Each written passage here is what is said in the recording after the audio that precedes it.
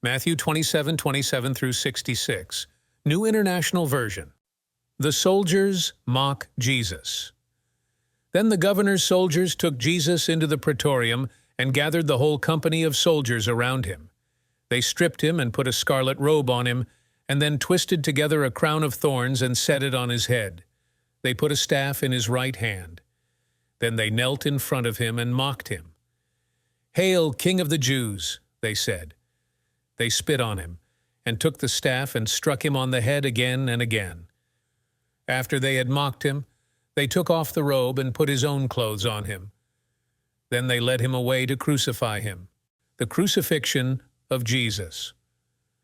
As they were going out, they met a man from Cyrene named Simon, and they forced him to carry the cross. They came to a place called Golgotha, which means the place of the skull.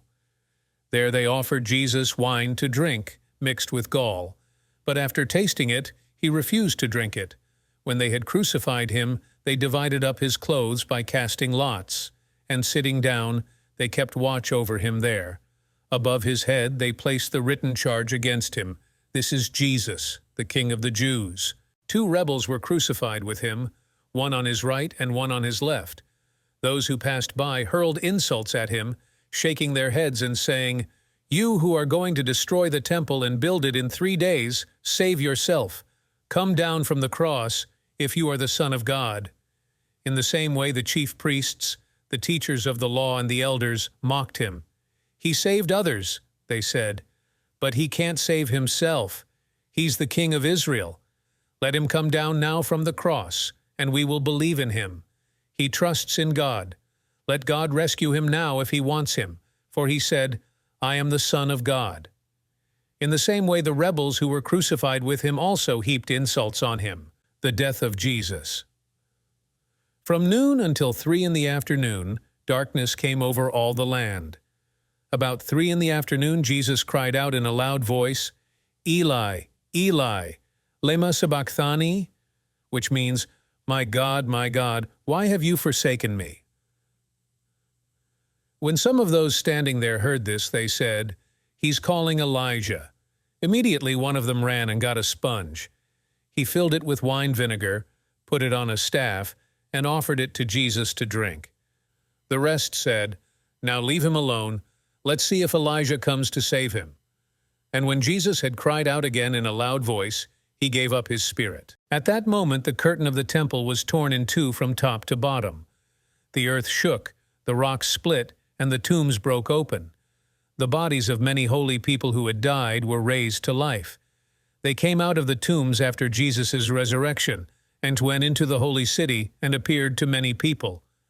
When the centurion and those with him who were guarding Jesus saw the earthquake and all that had happened, they were terrified and exclaimed, "Surely he was the Son of God."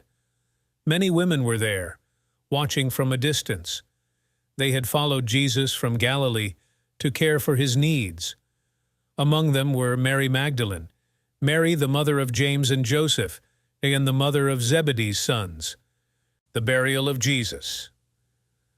As evening approached, there came a rich man from Arimathea, named Joseph, who had himself become a disciple of Jesus. Going to Pilate, he asked for Jesus' body, and Pilate ordered that it be given to him. Joseph took the body, wrapped it in a clean linen cloth, and placed it in his own new tomb that he had cut out of the rock. He rolled a big stone in front of the entrance to the tomb and went away. Mary Magdalene and the other Mary were sitting there opposite the tomb, the guard at the tomb. The next day, the one after Preparation Day, the chief priests and the Pharisees went to Pilate.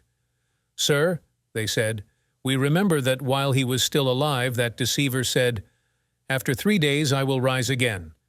So give the order for the tomb to be made secure until the 3rd day.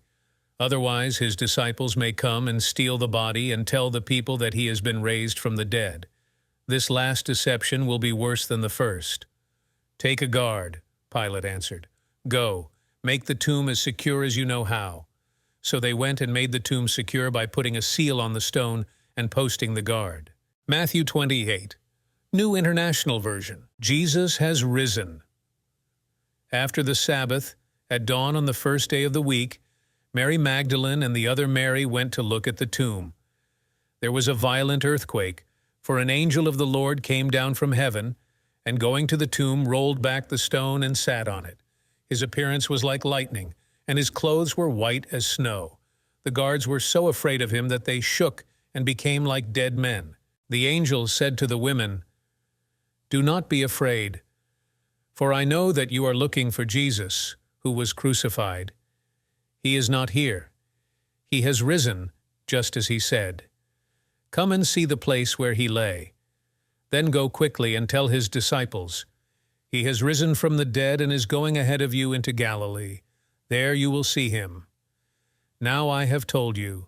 So the women hurried away from the tomb, afraid yet filled with joy, and ran to tell his disciples.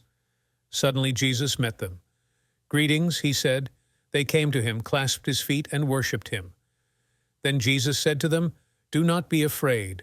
Go and tell my brothers to go to Galilee. There they will see me." The guards report. While the women were on their way, some of the guards went into the city and reported to the chief priests everything that had happened. When the chief priests had met with the elders and devised a plan, they gave the soldiers a large sum of money, telling them, "You are to say, 'His disciples came during the night and stole him away while we were asleep.' If this report gets to the governor, we will satisfy him and keep you out of trouble."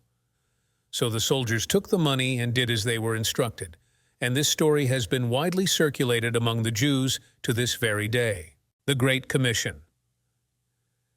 Then the 11 disciples went to Galilee, to the mountain where Jesus had told them to go. When they saw him, they worshipped him, but some doubted. Then Jesus came to them and said, "All authority in heaven and on earth has been given to me. Therefore go and make disciples of all nations, baptizing them in the name of the Father and of the Son and of the Holy Spirit, and teaching them to obey everything I have commanded you. And surely I am with you always, to the very end of the age."